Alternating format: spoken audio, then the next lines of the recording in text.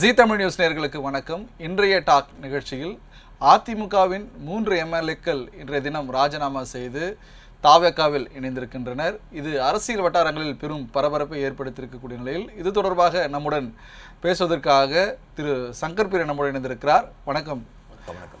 சங்கர் பிரியன், இன்னைக்கு அதிமுகவிலிருந்து 3 எம்எல்ஏக்கள் ராஜினாமா செய்திருக்காங்க. ஒரு பெரும் பேசு பொருளாக இருக்கிறது. ஏற்கனவே எஸ்பி வேலுமணி தரப்பில் இப்போதைக்கு 17 எம்எல்ஏக்கள் அவர் பக்கம் இருக்கிறாங்க. மேலும் இபிஎஸ் உடைய அணி தற்போது வலுவடைந்ததாக கூறப்படுகிறது. இப்போ எப்படி அதிமுகவுடைய நிலை எவ்வாறு இருக்குது? ஏன்னா அதிமுகவில் 3 பேர் இப்போ ராஜினாமா பண்ணியிருக்காங்க. இன்னும் அடுத்தடுத்து எம்எல்ஏக்கள் ராஜினாமா செய்யப்படுவதாக தகவலும் வெளியாக இருக்குது. எப்படி பார்க்குறீங்க? கண்டிப்பாக நம்ம எண்ணிக்கை அளவில் கொஞ்சம் நேற்று முந்த நாள் பார்க்கும்போது நமக்கு பார்த்துக்கும்போது இபிஎஸ் தரப்பில் அதிகமாக இருக்குதா எண்ணிக்கை, அல்லது எஸ்பி வேலுமணி அவங்களோட தரப்பில் அதிகமாக இருக்கா அப்படின்னு பார்க்கும்போது எஸ்பி வேலுமணி தரப்பில் அதிகமாக இருந்துச்சு. ஆனால் திடீர்னு என்ன நடக்குது அப்படிங்கிறத தாண்டி இன்றைக்கி ஒட்டுமொத்தமாக டிவிகேக்கு அவங்க ஆதரவு கொடுத்து ஒரு ஸ்டாண்ட் எடுத்தது.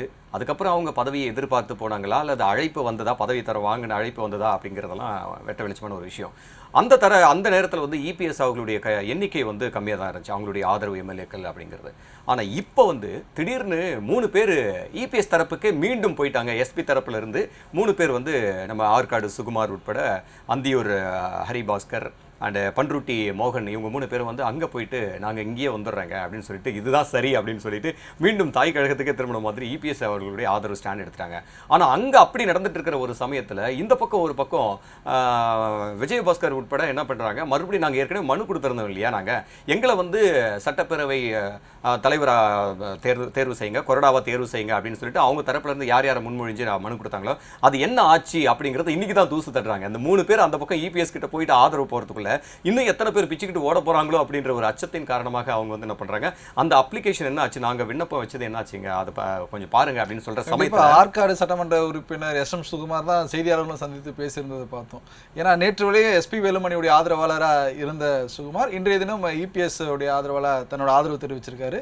அதோடு நாங்கள் பண்ணதுக்கு வருத்தத்தையும் அவர் தனது செய்தியாளர் தரப்பில் தெரிவிச்சிருந்தார். அப்போ இன்னும் இருக்கக்கூடிய எம்எல்ஏக்கள் மீண்டும் இபிஎஸ் அணியில் சேர வாய்ப்பு இருக்கிறதா? ஏன்னா பலர் ராஜினாமான உடனே மீண்டும் தேர்தலை சந்திக்கக்கூடிய அந்த அளவுக்கு அவங்களுக்கு எப்படி சொல்றது, இப்போ மக்கள் மத்தியில் தாவேகாக்கு ஒரு பெரும் வரவேற்பு பெற்றிருந்தாலும், ஏன்னா இப்போ மரகதம் குமரவேலா இருக்கட்டும் தொடர்ச்சியாக கடந்த முறை எம்எல்ஏவா இருந்தாங்க, இந்த முறை எம்எல்ஏவா அவங்க தேர்ந்தெடுக்கப்பட்டிருக்காங்க. அப்போ அதிமுகவிலிருந்து இப்போ விலகி தாவேகாவில் தன்னை இணைத்து கொண்டு இப்போ அதுக்கான உறுப்பினர் அடையாள அட்டையும் தற்போது சமூக வலைதளங்களை பரவுவதை நாம் பார்க்கிறோம். அப்போது ஆல்ரெடி ப்ரீ பிளான்டு, ஏற்கனவே இப்போ இன்பதுரை சொல்லியிருக்காரு, அதிமுகவில் குதிரை பேரமானது நடைபெற்றது 100% உண்மையாயிடுச்சுட்டு அவர் செய்தியாளர் சந்திப்பில் தெரிவிச்சிருக்காரு. அப்போ எம்பி இன்பதுரை அதாவது கடந்த சில நாட்களாகவே அவருடைய கருத்துக்களானது அதிமுக எம்எல்ஏக்களுக்கு குதிரை பேசப்பட்டதா அவருடைய கருத்து முன் வச்சு பேசிட்டு வர்றாரு. இன்றைய தினமும் அதாவது சபாநாயகரை சந்தித்து தங்களது ராஜினாமா கடிதத்தை கொடுத்த அடுத்த நொடியே அமைச்சர் ஆதவ அர்ஜுனை தன்னுடைய அலுவலகத்தில் போய் சந்திக்கிறாங்க. அதுவும் ஒரு பெரும் பேசும் பொருளாகவும் மாறி இருக்கு. ஏன்னா இப்போ தலைமை செயலகத்தில் தாவேகா அலுவலகம் மாறியதான்ட்டு திமுக தரப்புல இருந்தும் எதிர்வாளைகள் தொடர்ந்து பேசிட்டு வராங்க. அப்போ அதிமுக உடைக்கிறதுக்கான அனைத்து நடவடிக்கைகளும் தாவேகா தற்பொழுது மேற்கொண்டு இருக்கிறது என்று இன்பதுரை அவரது ஸ்டேட்மெண்ட்டாக இருக்கு. இது எப்படி பார்க்குறீங்க? இல்லை, அவரோட ஸ்டேட்மெண்ட் அந்த தரப்பில் இருக்கும்போது அப்படி தான் சொல்ல முடியும். ஆனால் எதேச்சை நம்ம பார்க்கும்போது என்ன அப்படின்னு கேட்டிங்கன்னா, எஸ்பி வேலுமணி தரப்பில் வந்தவங்க அத்தனை பேருமே எதன் காரணமாக வந்தாங்க, எதன் காரணமாக இபிஎஸ்ஸை விட்டு விலகி வந்தாங்க?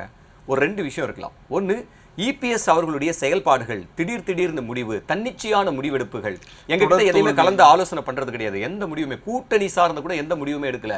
நாங்க ஒரு ஆலோசனை சொன்னோம், கூட்டணி இப்படி அமைச்சிக்கலாம் அப்படின்னு ஆலோசனை சொன்னோம், இவரை முதலமைச்சராக தேர்வு செய்யலாம் கூட சொன்னோம். ஆனா அதுக்கெல்லாம் உடன்படலை. இருந்தா நான் தான் முதலமைச்சர் அப்படின்னு சொல்லிட்டு இபிஎஸ் தன்னிச்சையா முடிவெடுக்கிறது எங்களுக்கு உடன்பாடு இல்லை, அவரு ஒன் மேன் ஆர்மி மாதிரி செயல்படுறாரு அப்படிங்கிற குற்றச்சாட்டு ஒன்று. 2வது தாவேக்காவில் போய் இணைஞ்சோம்னா, ஆதரவு கொடுத்தோம்னா நமக்கும் அமைச்சரவையில் பங்கு கிடைக்கலாம், அது எனக்கா இருக்கலாம், உங்களுக்கா இருக்கலாம், இவங்களுக்கா இருக்கலாம் அப்படிங்கிற அடிப்படையில் 25 பேரும் போனாங்களா அப்படிங்கிற ஒரு கேள்வியும் கூட நமக்கு வருதுல. அப்போ இந்த 2 விஷயத்துல ஏதோ ஒன்று இருக்கும்போது, நேற்று வரைக்கும் நம்ம ஆற்காடு சுகுமார் உட்பட அந்த 2 விஷயத்துல ஏதோ ஒன்று, இபிஎஸ் எதிர்ப்போ அல்லது தாவேக்கு ஆதரவு ஏதாவது நமக்கு ஒரு வாய்ப்பு இருக்கும் அப்படின்ற அடிப்படையில் போயிருக்கலாம். ஆனால் இன்னைக்கு அவங்க ரிட்டன் அங்கேயே போகும்போது, அப்போ அந்த 3 பேரும் ரிட்டன் இபிஎஸ்க்கு ஆதரவு கொடுக்கும்போது கூட அந்த இடத்துல கூட குதிரை பேரம் அப்படின்னு சொல்வதற்கான வாய்ப்புகள் இருக்கலாம், எதிர்க்கட்சிகள் சொல்வதற்கான வாய்ப்புகள் இருக்கலாம். ஏன்னா இந்த பக்கம் பதவியை தேடி வந்தவங்க தாவைக்கு ஒரு ஸ்டாண்ட் எடுக்கும்போது ஏதாவது ஒரு பதவி இருக்கும், அட்லீஸ்ட் நமக்கு வந்து அமைச்சர் பதவி கிடைக்கலனாலும் கூட ஒரு சட்டமன்ற உறுப்பினராக நான் 5 ஆண்டு செயல்பட முடியும், அதன் மூலமான அதிகாரத்தில் இருக்க முடியும், அதன் மூலமா எத்தனையோ விஷயங்கள் அப்படிங்கிறதுக்கான அந்த குறைந்தபட்ச எதிர்பார்ப்பு கூட அவர்களுக்கு இருந்திருக்கலாம். ஆனா இப்ப அதுவும் இல்லாம இபிஎஸ் ஸ்டாண்டுக்கு போனோம்னா அவங்க நிச்சயமா எந்த கட்சியோட திமுக கூடயும் அவங்க போயிட்டு ஆட்சி அமைக்கிறது சாத்தியமா அப்படின்னு கேட்டா இன்னைக்கு சுச்சுவேஷன்ல கேள்விக்குறியா இருக்கு. அப்ப இபிஎஸ் வந்து தாவைக்கு கூட ஸ்டாண்ட் எடுக்க போறதில்ல. இப்போ தொடர்ச்சியா இப்போ நீங்க சொல்றது இபிஎஸ் திமுகவுடன் ஸ்டாண்ட் எடுக்க போறதில்லை. ஆனா பட் இப்போ திமுக கூட்டணியிலிருந்து அங்க வகித்திருந்த இந்தியன் முஸ்லீம் லீக்காக இருக்கட்டும் இல்ல திருமாவளவனாக இருக்கட்டும் 100% திமுக அதிமுக கூட்டணி அமைச்சு ஆட்சியை அமைக்க பேச்சுவார்த்தை நடைபெற்றதா தங்களது அதாவது பேட்டிகளில் தெரிவிக்கிறத பார்க்கிறோம். அப்போ தொடர்ந்து நேற்று மாணிக்க தாகூர் மற்றும் சிதம்பரம் உள்ளிட்டவர்களும் வந்து காங்கிரஸ் ரிசல்ட் முடிவுல என்ன முன்னெடுப்புகள் எடுத்தாங்க திமுக சைட்ல இருந்து 5ஆம் தேதி என்ன நடந்துச்சு முதற்கொண்டு எல்லாத்தையும் சொன்னாரு. அப்போ முதுகுல வந்து காங்கிரஸ் நாங்க கொடுத்தல, இது வந்து திமுக சொல்றது வந்து ஒரு அபத்தம் என்று காங்கிரஸுடைய மூத்த தலைவர்கள் சொல்றதை நம்ம கேட்கிறோம். அப்போ இப்படியே போயிட்டு இருக்கும்போது அப்போ திமுகவும் அதிமுக ஒன்றிணையே ஒரு ஸ்டாண்ட் எடுத்துட்டாங்க. இதனாலதான் வந்து அங்க இருக்கக்கூடிய விசிகா நாங்க வெளியேறணும், ஏன்னா திருமாவளவனை முதலமைச்சர் வேட்பாளர் அறிவிக்கவும் அவங்க முன் வரல, இபிஎஸ் முன் வராத பட்சத்தில் அவங்க இந்த இடத்துல வந்து விசிகாவோட ஸ்டாண்ட் என்ன அப்படின்னு கேட்டீங்கன்னா அவங்க வந்து மதச்சார்பு அந்த கூட்டணிக்குள்ள போயிடக்கூடாது, அந்த கூட்டணி இணைஞ்சு ஆட்சி அமைச்சிடக்கூடாது தமிழ்நாட்டுக்குள்ள அப்படிங்கிற ஒரே ஒரு விஷயம் தான். இவங்கக்குள்ள பேசினாங்க, டிஎம்கே ஏடிஎம்கே கூட்டணி அமைக்கிறதா பேசினாங்க, அதன் காரணமா தான் நாங்க வெளியில வந்தோம் அப்படின்னு விசிகே எங்கேயும் சொல்லல. அவங்களோட ஸ்டாண்ட் என்னன்னா அதிமுக உள்ள வந்து டிவிகே கூட அவங்க அமைச்சாங்கன்னா அது பிஜேபி உள்ள வந்து ஆட்சி அமைக்கிறதுக்கு சமமா ஆயிடும், அந்த விஷயம் நடந்துடக்கூடாது, சிறுக சிறுக உள்ள வந்து கால் ஊன்றி ஆலமரமா வளர்ந்துடக்கூடாது பிஜேபியுடைய சித்தாந்தம் ஆர்எஸ்எஸ் சித்தாந்தம் அப்படிங்கிறதுனால தான் நாங்க ஒரு ஸ்டாண்ட் எடுத்து இந்த ஆதரவு நிலைப்பாடு அப்படிங்கறத விசிகே சைடுல இருந்து சொல்லப்பட்ட ஒரு விஷயம். கண்டிப்பா இப்போ இது ஒரு புறம் போயிட்டு இருக்கு. இப்போ அதிமுக மீதமுள்ள 17 எம்எல்ஏக்கள் வந்து ராஜினாமா செய்ய போறாங்க. அதாவது எஸ்பி வேலுமணி சிவி சண்முகம் தலைமையில் இருக்கக்கூடிய அந்த 17 எம்எல்ஏக்களும் ராஜினாமா செய்யும் பட்சத்தில் இடைத்தேர்தல் வந்து கண்டிப்பா அந்த தொகுதியில வந்து வரும். ஏன்னா ஏற்கனவே தாவேகா தரப்புல ஒரு அஷூரன்ஸ் கொடுத்தவன், ஏன்னா அமைச்சரவையில் அதிமுக பிரிவு எம்எல்ஏக்களுக்கு அமைச்சரவை இடம் உண்டு அப்படின்னு சொல்லப்பட்ட போது ஒரு பல்வேறு சர்ச்சைகளை வந்து சந்திச்சாங்க. ஏன்னா சிபிஐ சிபிஎம் உள்ளிட்ட கட்சிகளெல்லாம் வந்து அதிமுகவுக்கு நான் கொடுக்குற ஆதரவுல இருந்து நாங்கள் மீண்டும் பரிசீலனை செய்வோம் என்ற ஒரு கருத்து முன் வச்சிருந்தாங்க. அதே போல் ஐயுஎம்எல் விசிகா இருவரும் அதாவது இந்த கூட்டணியை தக்க வைத்து கொள்ள தாவேகா தலைவரும் தமிழ்நாடு முதலமைச்சருமா இருக்கக்கூடிய ஜோசப் விஜய் அப்போ இந்த இதற்கான இந்த அரசியலை வந்து அவர் பொறுமையா கடந்தார்.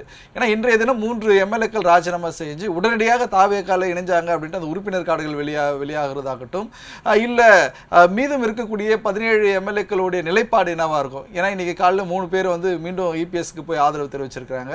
அப்போது சி விஜயபாஸ்கர் ஆகட்டும் இல்லை சிவி சண்முகம் ஆகட்டும் இல்லை அங்கேயே மூத்த தலைவர்கள் இருக்காங்க, முன்னாள் அமைச்சர்கள் இருக்கிறாங்க. இப்படி இருக்கும்பொழுது அவங்களோட நிலைப்பாடு என்னவா இருக்கும். ஏற்கனவே இபிஎஸ் வந்து எந்த ஒரு அதாவது கூப்பிட்டு பேசிட்டு கட்சியிலிருந்து நீக்கிட்டார் என்ற ஒரு சர்ச்சைகளானது ஏற்பட்டு இப்போ எஸ்.எம். சுகுமாராக இருந்தாலும் கூட ராணிப்பேட்டை மேற்கு மாவட்ட கழக செயலாளராக அவர் பதவி வகித்துட்டு வந்தார். அங்கே வந்து இப்போ ஏழுமலைன்னு ஒருத்தர் வந்து மாவட்ட செயலாளராக பதவி அமர்த்திருக்காங்க. இப்போ இவர் மீண்டும் சட்டமன்ற உறுப்பினராக இபிஎஸ்க்கு ஆதரவு தெரிவிச்சிருந்தாலும் அவருக்கான பதவி மீண்டும் கொடுக்கப்படுமா? இல்ல அது கொடுக்கப்படுவதற்கான வாய்ப்பு இருக்கு. ஏன்னா ரிட்டர்ன் வந்து வந்திருக்கும் போது வந்து அது பெரிய ஒரு ஆறுதலை எதிர்பார்க்கிற ஒரு விஷயம். ஏன்னா இபிஎஸ் அப்படிங்கிறது வந்து இன்னைக்கு அந்த கட்சியினுடைய பொதுச் செயலாளர். நீங்க வந்து மாவட்ட செயலாளரோட அந்த பொதுச் செயலாளர் கட்சியினுடைய பொதுச் செயலாளர் அப்படிங்கிறது ரொம்ப பெரிய ஒரு விஷயம். அந்த சாம்ராஜ்யத்தை இன்னைக்கு நம்ம சட்டமன்ற உறுப்பினராக இல்லைனாலுமே கூட இன்னைக்கு ஆட்சியில் நம்ம இல்லைனாலும் கூட ஒரு கட்சியினுடைய பொதுச் செயலாளர் அப்படிங்கிறது வந்து மிக வலுமிக்க ஒரு பவர்ஃபுல்லான ஒரு விஷயம். அதுக்கு வந்து எத்தனை கரங்கள் ஒன்று சேர்ந்து வாய்ப்பு இருக்குமோ அந்த அளவுக்கு வந்து இபிஎஸ் அவருடைய கரங்கள் வந்து ஸ்ட்ராங்கா இருக்கும். அதுக்கு வந்து கண்டிப்பா அந்த மாவட்ட செயலாளரான பொறுப்பு வந்து திருப்பி கொடுப்பதற்கான வாய்ப்புகள் இருக்கு. கொடுத்தால் மாவட்டத்தில் இப்போ ஏற்கனவே ஒரு பொறுப்பை வந்து ஒருத்தர் கொடுத்துருப்பாங்க. இப்போ அங்கே ஏழுமலைன்னு ஒருத்தருக்கு மாவட்ட செயலாளர் பொறுப்பு கொடுத்துருக்காங்க. இப்போ அவர் மேல இருக்கக்கூடிய அதிருப்தியாளர்கள் அப்போ அதிருப்தியா இல்ல இப்ப பிளவுபடுறதுக்கான இன்னும் வாய்ப்புகள் இருக்குல்ல. இல்ல அது இப்ப மேட்டர் கிடையாது, அது இரண்டாம் பட்சம். இப்ப ஏழுமலையா இல்ல அது சுகுமாரா அப்படின்னு பார்க்கும்போது சுகுமார் எம்எல்ஏவா இருக்கிறாரு. ஸோ எம்எல்ஏ அப்படிங்கிற ஒரு பிளஸ் இருக்கு, அது ஒரு கவுண்ட் இருக்கு. ஒரு சட்டமன்ற உறுப்பினர் அந்த கவுண்ட் மிக முக்கியமான ஒரு ரோல் பண்ணும். அது ஒரு மாவட்ட செயலாளர் இந்த எலெக்ஷன் இப்போ இந்த நகர்வுகளில் வந்து முக்கியமான ரோல் பண்ண போகிறதில்ல. அப்போது சுகுமார் அவர்களுக்கு தான் வந்து முன்னுரிமை அளிப்பதற்கான வாய்ப்புகள் ஏராளமாக இருக்குது.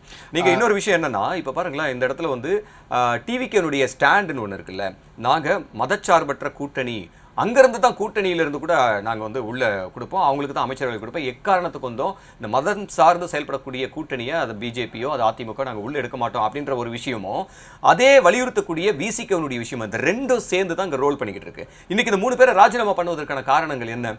ஏன்னா அப்படியே உள்ள வந்தாலும் அமைச்சருக்கான வாய்ப்பு இல்லை அப்படின்னு சொல்லிட்டாங்க. ஏத்துக்க முடியாது. கட்சி தாவல் சட்டம் அவங்க மேல பாயத்துக்கான வாய்ப்பு இல்ல, அதுக்கு கூட எண்ணிக்கை அதிகமா வேணும் அப்படின்ற ஒரு ரீசன் இருக்கு. ஆனா அப்படியே ஏடிஎம்கேவா ஏத்துக்க முடியாது, அப்படியே வந்து ஏடிஎம்கே ஏத்துக்கிட்டாலும் அமைச்சர்கள் பங்கு கிடையாது அப்படிங்கிற ஒரு அழுத்தம் இருக்கு டிவிகேக்கு.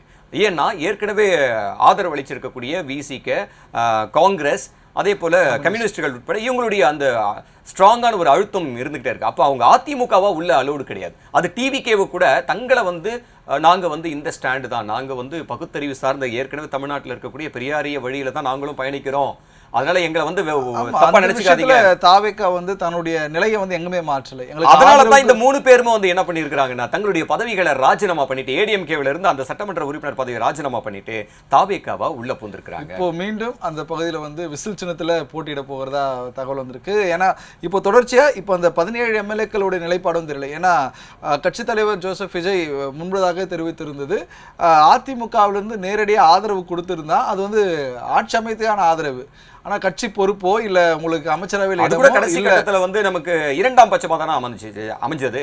ஆல்ரெடி வந்து இந்த கம்யூனிஸ்டுகள் இவங்கள விசிகே காங்கிரஸ் எல்லாம் கொடுத்ததே போதுமானதாக இருந்ததுக்கு அப்புறம் தான் வந்து அவங்களுக்குள்ள ஏற்பட்ட குழப்பத்தின் காரணமா அதுக்கப்புறம் இன்னும் கூடுதலா தான் அது அதிகமாச்சு. அது தேவையில்லாத ஒரு சேர்ந்துச்சு.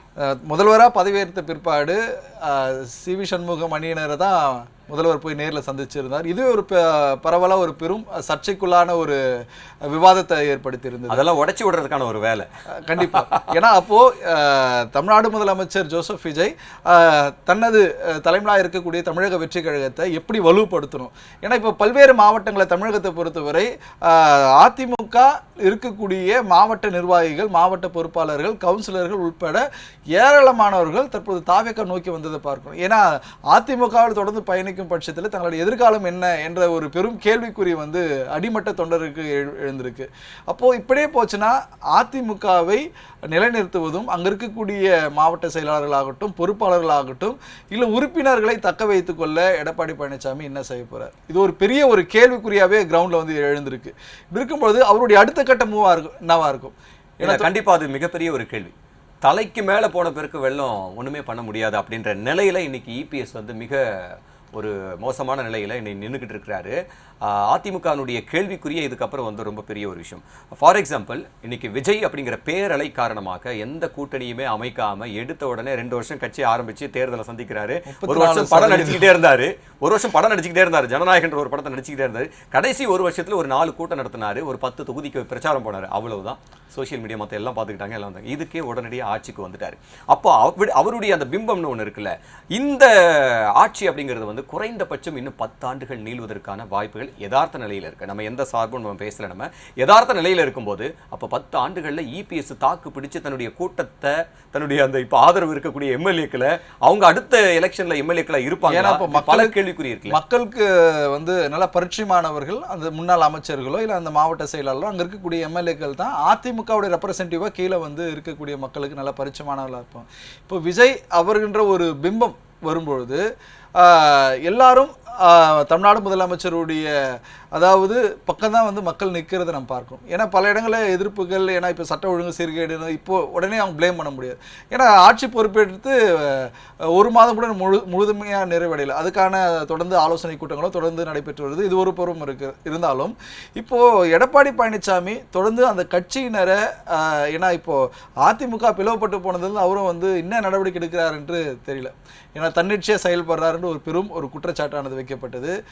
மற்றும் எந்த இருக்கக்கூடிய உயர்நிலை தலைவர்கள் சொல்லக்கூடிய கூட்ட ஆலோசனை வந்து நடத்தலை, அவருக்கு ஆலோசனை சொன்னாலும் கேட்க மாட்டேன்றாரு அப்படின்ற ஒரு குற்றச்சாட்டானது வைக்கப்பட்டது.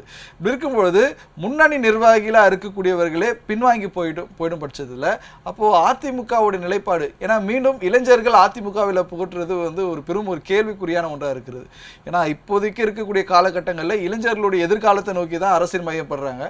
அப்போது இளைஞர்கள் அதிமுகவில் பயணிக்கும் பட்சத்தில் அவருடைய நிலை என்ன இருக்கும், அவங்களோட வளர்ச்சி எவ்வாறு இருக்கும்? கண்டிப்பாக இளைஞர்கள் அப்படிங்கிறது வந்து இப்போ டிவிக்கு எடுத்துக்கிட்டே அது அபாரமான ஒரு அளவில் விஜய் அவர்களுக்காக இருக்குது. இந்த பக்கம் எடுத்துக்கிட்டிங்கன்னா எதிர்க்கட்சி தலைவராக இருக்கக்கூடிய உதயநிதி ஸ்டாலின் அவர் ஒரு யூத் விங்ல இருக்கிறாரு. ஸோ அதற்காக அவருக்கு ஒரு இளைஞர் பட்டாளம் இருப்பதற்கான வாய்ப்புகள் இருக்கு. ஏன்னா தொடர்ச்சியா திமுக பார்த்தோன்னா கலைஞர், ஸ்டாலின், உதயநிதி செட் பண்ணிட்டே வராங்க. கீழே வந்து ஏத்துக்கிட்டாங்க அந்த தொண்டர்களோ இல்ல திமுக நிர்வாகிகளோ இதை வந்து அக்செப்ட் பண்ணிட்டாங்க. இதுதான் வந்து யதார்த்தம், இவங்க தான் தலைவர், அடுத்தது இன்பநிதி அவரு கொண்டு வந்தா விட அவங்க தயாரா இருக்காங்க. பட் அந்த கட்சியில் எந்த ஒரு விரிசலோ இது தொடர்பான ஒரு எந்த ஒரு மோதலோ வந்து கருத்து மோதலோ வரப்படல. ஆனால் அதிமுக என்பது இளைஞர்களுடைய வாக்குகளை பெறுவதற்கான ஒரு ஐகானிக் யங்ஸ்டர் அங்க வந்து யாரையுமே வந்து அவங்க ஸ்டாண்ட் பண்ணல, நமக்கு வந்து போர்ட்ரேட் பண்ணல அப்படிங்கிறது மட்டும் தான். இப்போ எல்லா கட்சியிலும் நீங்க எடுத்துக்கிட்டீங்கன்னா, இப்போ விசிக்கு எடுத்துக்கிட்டீங்கன்னா திருமாவளவன் இருக்காரு, இப்போ பாமக எடுத்துக்கிட்டீங்கன்னா அன்புமணி இருக்கிறாரு, இந்த பக்கம் நாம் தமிழ் எடுத்துக்கிட்டா சீமான் இருக்கிறார். அது எடுப்படுதோ எடுப்படலையோ அவங்களோட வாக்கு சதவீதம் அதெல்லாம் ஏறுது இறங்குது, அதில் அப்பாற்பட்ட விஷயம். இந்த மாதிரி ஒவ்வொரு கட்சிகளுக்குமே வந்து யங்ஸ்டர்ஸ் வந்து அவங்க போர்ட்ரேட் பண்ணுறதுக்கு லீடர்ஸ் இருக்கிறாங்க அந்த கட்சிகளுக்குள்ள. அப்படி அதிமுகவில் யார் வந்து பெருசாக பண்ணியிருக்கிறாங்க? த ஒன் மேன் நான் மட்டும்தான். இப்போ நான் என்பது தான் அதிமுகவில் பெரிய சிக்கல்கள் அப்படின்னு நாம சொல்லலை. இன்னைக்கு அதிருப்தியாகி இருக்கக்கூடிய இன்னொரு அணியா பிரிஞ்சு நிற்கக்கூடிய எஸ்பி வேலுமணி தரப்புல சொல்றாங்க நான் தான் முதலமைச்சர் அப்படின்னு சொல்லி உறுதியா இருக்கிறாரு. நாங்க வேற சட்டப்பேரவை அதிமுக தலைவர் யாரு தேர்ந்தெடுக்கிறதுலே ஒரு பெரும் குழப்பம் ஏற்பட்டு வருது. ஏன்னா எஸ்பி வேலுமணி தரப்புல அவர் தான் எஸ்பி வேலுமணி சட்டமன்ற குழு தலைவர்ன்றாங்க, இந்த பக்கம் இபிஎஸ் தான் சட்டமன்ற குழு தலைவர் என்றார். அப்போ இந்த மோதலே வந்து இன்னும் சமரசம் எத்தனை துண்டுகளா தான் பிரியும் அப்படிங்கிறது வந்து உண்மையாவே அந்த தொண்டர்களுக்கு இருக்கக்கூடிய வேதனையான ஒரு வேதனை. ஏன்னா இப்போ எம்ஜிஆர் காலகட்டத்தில இருந்து அதிமுகல இருந்து வந்தவங்க யாரும் வந்து அதிமுக விட்டு போகல. அதாவது அதிகார மோதல் தான் தற்பொழுது அதிமுகவில் பெரிதளவு பேசப்பட்டாலும் கூட, ஆனால் அடிமட்ட உறுப்பினர்கள் பொறுத்தவரை அவர்கள் அதிமுகவில் வந்து அந்த கட்சி உடைகிறத பார்த்து உண்மையிலே வேதனைப்படக்கூடியவர்கள் பலர் இருக்கிறாங்க. அப்போ பதவி அனுபவித்தவர்கள் அவர்கள் தான் அந்த கட்சியிலிருந்து பிளவுபட்டு போகிறது. அவங்க பின்னால ஒரு அணி ஆல்ரெடி சொல்லணும்னா அதிகார மோதல், அதிகாரத்துக்கு வரணும், நான் தான் இருக்கணும் அப்படின்றது தான் முக்கியமா அந்த அதிமுக கட்சிக்குள்ள வந்து நடந்துகிட்டு இருக்க. பலர் திமுகவிலே போய் இணைஞ்சாங்க. இன்னும் பேசப்படக்கூடிய பல விமர்சனங்கள், இன்னும் எத்தனை பேர் தாவேக்காவிலிருந்து பிரிஞ்சவர்கள் ஒன்று சேர்க்க வேண்டும் ஒரு கோரிக்கை வச்சாங்க. ஒன்று டிடிவி தினகரன், சசிகலா மற்றும் இங்கிருந்து பிரிஞ்சு போன எல்லாரும் ஒன்று சேர்க்கணும்ட்டு. இதெல்லாம் ஒன்று சேர்த்தா என்னுடைய தலைமைக்கு பிரச்சனை வந்துருமே, நான் பொதுச் செயலாளர் அப்படிங்கிறதுக்கு பிரச்சனை வந்துருமே, நான் முதலமைச்சர் கேண்டிடேட் அப்படிங்கிறதுக்கு பிரச்சனை வந்துருமே அப்படிங்கிற எஸ்பி வேலுமணியோட தரப்பினர் வந்து இதுதான் முன்வைக்கிறாங்க. பிரிஞ்சு பிளவுபட்டிருக்கக்கூடிய அதிமுக மீண்டும் ஒன்றிணையணும். ஸோ இந்த இடத்துல தான் வந்து அதிமுக தொண்டர்கள் வந்து குழம்பி நிற்கிறாங்க. அப்போ இபிஎஸ் அவர்களுடைய நோக்கம் என்ன? தன்னுடைய சுயநலம் மட்டுமா அல்லது கட்சியினுடைய என்ன இதுவா? எல்லாரையும் உள்ள கொண்டு வந்துட்டு மறுபடியும் ஸ்ட்ரென்தன் பண்ணி பிரிச்சு ஒவ்வொரு தொகுதியிலையும், இப்போ அந்த மண்டலத்தில் கோவை மண்டலத்தில், இந்த மண்டலத்தில் நம்ம இப்படி ஒவ்வொரு மண்டலத்திலையும் அவங்கவுங்களுடைய பிரதிநிதித்துவத்துக்கு ஒரு வாக்கு வங்கி இருக்கு இல்லையா? அவங்கவுங்களுடைய சார்ந்த ஒரு 5 எம்எல்ஏ, இந்த பக்கம் ஒரு 10 எம்எல்ஏ இருக்கும்போது அதை எல்லாத்தையும் கன்சாலிடேட் பண்ணும்போது கட்சி வெற்றி அடைய போகுது. அதுக்கப்புறம் முதல்வர் யாருன்றதை நீங்க முடிவு பண்ணணும். ஆனா அந்த பொது சிந்தனைக்குள்ள கட்சியினுடைய நலனுக்குள்ள இபிஎஸ் அவர்கள் சிந்திக்கல அப்படிங்கிறது தான் அந்த மூத்த எம்எல்ஏக்கள் மினிஸ்டரா இருந்தவங்க அவங்களுடைய எண்ணமா இருக்கு, அதிருப்தியா இருக்கு. கண்டிப்பா. ஏன்னா சசிகலா அவங்களுடைய சர்ச்சைனா அதிமுக ஒன்றிணையணும், இதுதான் வந்து மக்கள் விரும்புகிறாங்க, அதிமுக தொண்டர்கள் விரும்புகிறாங்க. ஏன்னா 1.5 கோடி தொண்டர்கள் என் பக்கத்தில் இருக்கிறாங்க அப்படின்னு சொன்ன காலம் போய் இப்போ அதிமுகவுடைய வாக்கு சதவீதம் 22-24% பின்தள்ளி இன்னும் போக போக குறைஞ்சிக்கிட்டே இருக்கும். அது ஏன்னா இவங்களுக்குள்ள ஒற்றுமை இல்லாதப்போ இன்னும் பிரிஞ்சுக்கிட்டே இருக்கும்போது இப்போ 3 பேர் டக்குன்னு தாவிக்குள்ள போகும்போது அந்த வாக்குகள் எல்லாம் எங்க போகும்? அவங்களுக்கு கன்சாலிடேட் ஆகும். கண்டிப்பா மரகதம் குமரவேல் வந்து அவங்க வந்து ஃபர்ஸ்ட் பிளேஸ்ல இருக்கிறாங்கன்னா செகண்ட் பிளேஸ்ல இருக்கிறவங்க டிவிகேல இருக்கிறாங்க. அவங்களுக்கு கிட்டத்தட்ட ஏறத்தாழ கொஞ்சம் வாக்குகள் குறைவுதான். ஆனா இப்போ அடுத்து ஒரு தேர்தலை சந்திக்கிறாங்கன்னா அந்த 2ஆம் இடத்துல இருக்கக்கூடிய அத்தனை வாக்குகளும் இவங்களுக்கு கன்சாலிடேட் ஆகும். அப்ப ஏடிஎம்கே வாக்குகள் பிளஸ் டிவிகே வாக்குகள் வந்து மரகதம் குமரவேலுக்கு கன்சாலிடேட் ஆச்சுன்னா அவங்களுடைய வாக்கு டிவிகேனுடைய வாக்கு வங்கி அது மாறுது, ஏடிஎம்கே வாக்கு. கண்டிப்பா. அதாவது ஒவ்வொரு கிராமங்களிலும் அதிமுக கோட்டை என பேசப்பட்ட பல இடங்கள்ல இன்னைக்கு திமுக கோட்டை என பேசப்பட்ட பல இடங்களில் இன்று தாவேக்கா ஆட்சி அமைத்திருக்கிறது. ஏன்னா பல இடங்களில் வந்து தொடர்ச்சியாக 4 முறை எம்எல்ஏ 3 முறை எம்எல்ஏ தொடர்ச்சியாக திமுக தான் ஜெயிச்சுட்டு வருது. தொடர்ச்சியாக அதிமுக தான் இருந்த இடத்துல எந்த ஒரு கட்டமைப்பும் இல்லாமல் மக்கள் ஆதரவை பெற்று தாவேக்கா என்ற தினம் ஆட்சி அமைத்திருக்கிறது. அதுவும் 108 இடங்களில் தாவேக்கா தன்வசம் பெற்றது. ஒரு முதல் தேர்தலில் ஒரு 34% வாக்குகள் பெற்றிருக்கிறாங்கன்னா இது ஒரு பெரிய ஒரு மாற்றம் தான். இன்னொரு வேடிக்கையும் நடப்பதற்கான வாய்ப்புகள் இருக்கு. இப்போ 3 பேர் வந்து அதிமுகவில இருந்து ராஜினாமா பண்ணிட்டு இப்ப தாவேக்காவுக்கு வந்துட்டாங்க. அவங்க இடைத்தேர்தலை சந்திக்க போறாங்கன்னு வச்சுக்கோங்களேன். இவங்கள மாதிரி இன்னும் எத்தனை பேர், அந்த 17 பேர்ல இன்னும் எத்தனை பேர் வரப்போறாங்க அப்படிங்கிறது ஒரு கேள்விக்குரிய. அது இன்னைக்குள்ள அடுத்தடுத்த நிமிடத்துக்குள்ளவே அந்த முடிவு அடுத்தடுத்து வந்து வந்து அந்த 17 பேர் எம்எல்ஏக்கள் இருந்து தாவேக்கல இணைய அவருக்கு ஆர்வம் தெரிவிச்சிருக்காங்க. அப்படி இணைஞ்சிட்டாங்கன்னா ஒருவேளை இணைஞ்சிட்டாங்க, இடைத்தேர்தலை சந்திச்சுட்டாங்க, அதுல வெற்றி அடைஞ்சிட்டாங்கன்னா தாவேக்க தனிச்சு ஆட்சி அமைப்பதற்கு அவங்களுடைய அந்த 107 அப்படிங்கறத தாண்டி 17 தொகுதிகள் போதுமானது. ஓகேங்களா? இன்னும் 10 தொகுதி எம்எல்ஏக்கள் வந்தா போதுமான போச்சு. அப்போ அதுக்கப்புறம் ஒருவேளை அப்படியெல்லாம் நடந்து அவங்க இடைத்தேர்தலில் வெற்றி அடைஞ்சு தாவகேக்குன்னு வந்துட்டாங்கன்னா இப்போ ஆதரவளிச்சிருக்கக்கூடிய அந்த கம்யூனிஸ்டுகளும் காங்கிரஸும் விசிகனுடைய நிலைமை என்ன ஆகும் அப்படிங்கிற ஒரு டாஸ்க்கும் இருக்கு.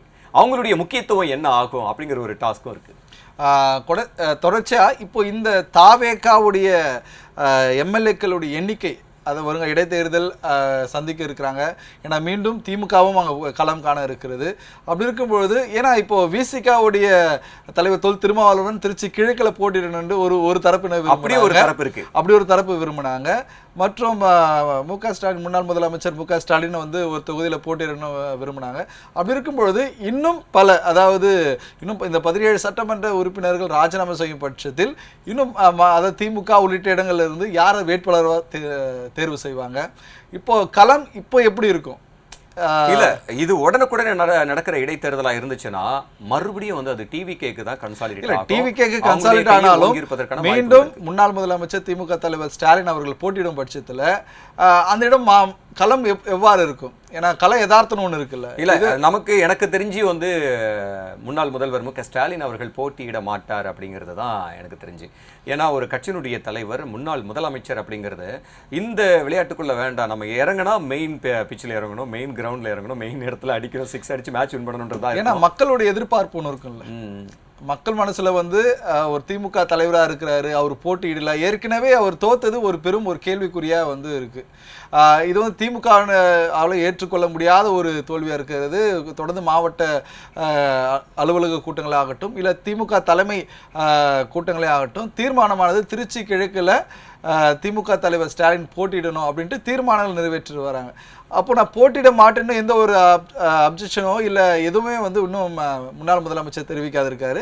இப்படி இருக்கும் பொழுது அப்போ மக்களுடைய எதிர்பார்ப்பை மையமாக கொண்டு நான் மீண்டும் தேர்தல் காலத்தில் வரேன் அப்படின்னு சொல்லும் பட்சத்தில் களம் மாறுறதுக்கான வாய்ப்பு இருக்குல்ல. ஏன்னா சட்டப்பேரவைக்குள்ள மீண்டும் மு க ஸ்டாலினுடைய என்ட்ரி இருக்கும்போது அப்போ எப்படி இருக்கும்? இல்லை அதுவே திமுக தரப்புலேயே வந்து மறுபடியும் நம்ம நின்று திருச்சி கிழக்கில் முன்னாள் முதல்வர் அவர்களே நின்னாலுமே கூட எப்படி ஆகுமோன்னு தெரியாதே அப்படிங்கிற ஒரு அச்சம் நிச்சயமா அவங்களுக்குள்ள இருந்துகிட்டு இருக்கு. ஏன்னா கொளத்தூர்ல உண்மையாவே அதை பார்க்கும்போது நிறைய வேலைகளை செஞ்சிருக்கிறதாவும் கள நிலவரங்கள் வந்து சொல்லுது, மக்கள் நல பணிகள் வந்து நிறைய செஞ்சிருக்கிறதாவும் சொல்லுது. அப்படி இருந்துமே கூட அந்த விஜய் அவர்கள் இன்றைய முதல்வர் விஜய் அவர்கள்னு அந்த முகத்துவத்துக்காக தான் அது மொத்தமா மாறி இருக்கு அப்படின்னு சொல்லும்போது கண்டிப்பா இந்த தேர்தலை பொறுத்தவரை விஜய் அலை என்று தான் சொல்றாங்க.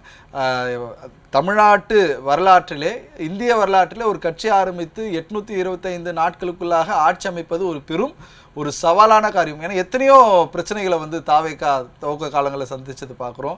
அனுமதி மறுக்கப்பட்டது, அது இல்லாமல் பிரச்சாரத்துக்கு சென்ற தலைவர்கள் இவர் தான் ரொம்ப கம்மியாக தமிழகத்தை முழுமையாக கூட பிரச்சாரத்தை மேற்கொள்ளல. அப்படி இருக்கும்பொழுது ஒரு 5000 பேர் ஒரு கூட்டரங்களை தான் பிரச்சாரம் மேற்கொள்ளணும் அப்படின்ற ஒரு விதிமுறைகளும் போடப்பட்ட ஒரே கட்சி எதுனா தமிழக வெற்றி கழகம். அப்படி இருக்கும்பொழுது இந்த சவால் எல்லாம் கடந்து அவர் ஆட்சி அமைத்திருப்பது ஒரு பெரிய ஒரு பிரமிக்கத்தக்கதான ஒரு விஷயமா தான் தமிழகத்தில் பார்க்கப்படுகிறது. இருந்தாலும் திமுகவில் கட்சி தலைவராக இருக்கக்கூடிய முன்னாள் முதலமைச்சரே துவக்கப்பட்டது ஒரு பெரும் பேசுபொருளானது. அப்போ கொளத்தூர் சட்டமன்ற தொகுதியை பொறுத்தவரை தொடர்ச்சியா சட்டமன்ற உறுப்பினராக முன்னாள் முதல்வர் ஸ்டாலின் அவர்கள் இருந்தாலும் கூட ஆனால் அதே திமுகவில் பணியாற்றும் அதிமுகவில் பணியாற்றியவர் அங்கிருந்து விலக்கப்பட்டு தாவேக்காவில் இணைஞ்சு அவரை தோக்கடிக்கிறார்ன்றது ஒரு பெரும் ஒரு பேசு பொருளாக மாறின்றது. அப்போ மீண்டும் அவர் தேர்தலை சந்திக்கணும், அவரும் வெற்றி பெறணும் என்பது திமுக தொண்டர்களுடைய விருப்பமாக இருக்குது. இது ஒரு பக்கம் இருந்தாலும் இப்போ ஏனென்றால் தொல் திருமாவளவன் கண்டிப்பாக விசிகா தலைவர் திருமாவளவன் வந்து அமைச்சரோட இடம் பெற வேண்டும் என்பது நீண்ட நாள் கட்சியினர் வந்து விரும்பிட்டு இருக்காங்க. இப்போ விசிகா ஒரு இடம் பெற்றிருந்தாலும் கூட ஆனால் இவர் மாநில அரசியலையும் வந்து தன் பங்கை வகிக்கணும் திருமாவளவன் என்பது ஒரு எதிர்பார்ப்பு விசிகாவுடைய இருக்கு. உண்மையாவே நீங்க கேட்க வரதுக்கு முன்னாடி நான் அது பதில் சொல்றேன். விசிக வந்து ஒரு தர்ம சங்கட நிலைக்கு வந்து இந்த தேர்தல் தொடங்கிய காலகட்டத்திலிருந்தே வந்து ஆரம்பிச்சிருச்சு. ஒரு வகையில பனையூர் பாபு அவருடைய குற்றச்சாட்டு ஒன்று இருக்குல்ல, அது முடியாதுன்னு அரசியலை நம்ம பார்க்கும்போது அவர் அப்பேற்பட்ட ஆளுமை கிடையாது திருமாவளவன். ஆனாலும் என்ன முடிவெடுப்பது, எப்படி எடுப்பது, நான் வந்து ஒரு கொள்கையில வந்து ஸ்டப்பனா நிற்கக்கூடிய ஒரு ஆள், பெரியார் விஷயத்துல அம்பேத்கர் விஷயத்துல முழுவதுமா நிற்கக்கூடிய ஆள், நான் பதவிக்காக ஆசைப்படுற ஆள் கிடையாதுன்றது தான் அழுத்தமான ஒரு ஸ்டேட்மெண்ட் திருமா அவர்களுடையது. ஆனா அவர் கை மேல வந்து நிக்குது வாய்ப்புகள். டிவிகே சைட்ல இருந்து முதல்ல டிவிகே தொடங்கி யாரை வந்து கூட்டணி கூப்பிட்டாங்க?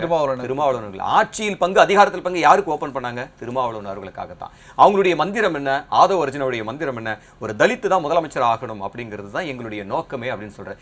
இந்த அழுத்தத்தின் காரணமாக அங்கிருந்தே அவருக்கு வந்து வாய்ப்புகள். தாவேக்கா முதல் கூட்டத்திலிருந்தே வந்து ஆட்சி அதிகாரத்தில் பங்கு, விசிகா தாவேக்கா கூட்டணி, காங்கிரஸ் கூட்டணி என்றது பரவலா பேசப்பட்டது. அதுக்கான முயற்சிகளும் எடுக்கப்பட்டது.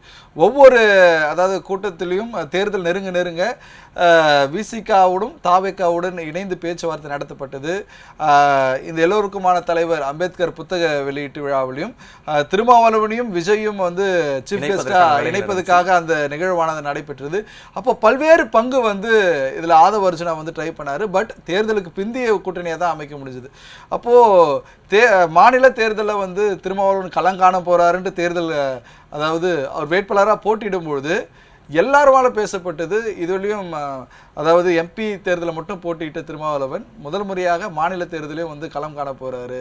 ஆனால் அவர் உடனடியாக ராஜினாமா செஞ்சது ஒரு பெரும் ஒரு ஏமாற்றத்தையே அந்த கட்சி நிர்வாகிகளுக்கு அளிச்சதை நம்ம பார்க்குறோம். அப்படி இருக்கும்பொழுது திருமாவளவோட நிலைப்பாடுல ஒரு குழப்பமான ஒரு மனப்பான்மை இருக்கிறாரு. அவர் வந்து கூட்டணி அமைப்பதில் ஒரு குழப்பத்தை காட்டுறாரு, ஒரு தாமதத்தை காட்டுறாரு, வேட்பாளரை தேர்ந்தெடுக்கிறதுல தொடர்ந்து ஒரு தாமதத்தை காட்டுறாரு. தொடர்ச்சியா அவர் தேர்ந்தெடுக்கக்கூடிய இடங்கள்ல வேட்பாளர்கள் தோற்று போகிறாங்கன்னா அப்போ இதெல்லாமே ஒரு விமர்சனமா வைத்து பனையூர் பாபு உள்ளிட்ட மூத்த நிர்வாகிகள் அந்த கட்சியிலிருந்து விலகி போகக்கூடிய சம்பவமாகட்டும். அப்போ இதெல்லாம் பார்க்கும்பொழுது விசிகாவிலும் உட்கட்சி கூசலானது தலை தூக்கி இருக்கிறத பார்க்குறோம். ஏன்னா ரவிச்சந்திரன் பொதுச் செயலாளர் இருக்கக்கூடியவர்களும் எம்பி உள்ளிட்டவர்களும் வந்து விமர்சிக்கிறத பார்க்குறோம். தாவேக்காவே விமர்சிக்கிறாங்க. இன்னைக்கு அந்த கூட்டணியில் அமைச்சர் அது பொலிட்டிக்கல் ஸ்ட்ராட்டஜியா பார்க்கும்போது, அரசியலை பார்க்கும்போது தேர்தலை ஒட்டி நீங்க வந்து எதையுமே வந்து அது முழுவதுமாக நம்ம எடுத்துக்கொள்ள முடியாது. அது தேர்தல் அரசியல். அந்த டைம்ல வாக்குகளை கன்சாலிடேட் பண்ணோம். அதுக்கு நேர் எதிராக வந்து எப்படி வேணாலும் பேசிக்குவாங்க. ஆனா அதற்கு பிறகு இருக்கக்கூடிய விஷயங்கள் தான் வந்து அது முற்றிலும் மாறுபட்ட ஒரு விஷயங்கள். ஆனா இதுல வந்து இந்த தொடர்ச்சியா அந்த கூட்டணி கணக்குகள்ல திரும்ப எடுத்த ஸ்டாண்ட் வந்து குழப்ப நிலையில இருக்கு அப்படின்னு எல்லாம் சொல்றாங்க இல்லையா? ரெண்டு வகையில. ஒன்று, நம்ம வந்து பல இடங்கள் என்ன பண்ணுவோம்னா இந்த சுச்சுவேஷனை வந்து டைரெக்டாக நாம் பண்ண முடியாது. இப்போ திரும்ப வந்து உடனடியாக டிவிக்கு அழைச்சிருச்சு, ஆட்சியில் பங்கு அதிகாரத்தில் பங்கு அப்படின்னு சொல்லிட்டு இருந்தா திமுகவோட கூட்டணியிலிருந்து பல தேர்தல்களை சந்திச்சு வலுவாக இருந்து, இன்னும் சொல்லப்போனால் திமுகவினுடைய வெற்றியை உறுதி செய்கிறதே விசிக தான், திருமாவளவன் தான். இன்னைக்கு தேர்ந்த அரசியல்வாதி திருமாவளவன் தான் தமிழ்நாட்டில் அப்படின்னு பலதரப்பட்ட ஆளுமைகளால் சொல்லப்படுற ஒரு ஸ்ட்ராட்டஜியை வச்சுக்கிட்டு, அந்த கெப்பாசிட்டியை வச்சுக்கிட்டு டக்குனு இப்படி ஒரு ஸ்டாண்ட் எடுத்தா என்ன ஆகும் அப்படிங்கிற ஒரு தயக்கம் திருமாவளவன் கிட்ட இருக்கு.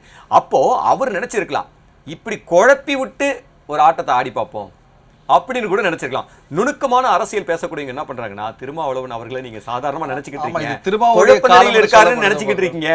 ஆக்சுவலி அது கிடையாது. ஒரு பிரில்லியன்ட் மூவ். அது குழப்பி நிலையில் இருக்கிற மாதிரி மூவ் அடிச்சு நினைச்சு முன்னாடியே சொல்லியிருந்தா தொங்கு பாலம் அமைன்னு சொல்லியிருந்தாரு, ஆதரவு கொடுத்தாரு, இப்போ அடிச்சு தூக்கிறாரு. இப்போ அவர் நினைக்கிற விஷயங்கள் தான் நடக்குது. நான் அந்த இடத்துல முக்கிய புள்ளியா இல்லைனா கூட மாற்று அரசியல் வேணும்ங்கிறத நான் வலியுறுத்திட்டு வந்துட்டு அந்த மாற்று அரசியல் நடந்துகிட்டு இருக்கு அப்படின்னு கண்டிப்பா நம்ம தொடர்ச்சியா பார்க்கலாம். அதிமுகவில் என்ன சம்பவங்கள் நடைபெற இருக்கிறது, அது மட்டும் இல்லாமல் இன்னும் எத்தனை எம்எல்ஏக்கள் தாவேக்காவில் இணைய இருக்கிறாங்க, இது மட்டும் இல்லாமல் அதிமுக வருங்கால என்ன மாதிரியான ஸ்ட்ராட்டஜிஸ் வந்து யூஸ் பண்ண போறாங்க என்பதை பொறுத்திருந்து பார்க்கலாம். நன்றி, வணக்கம்.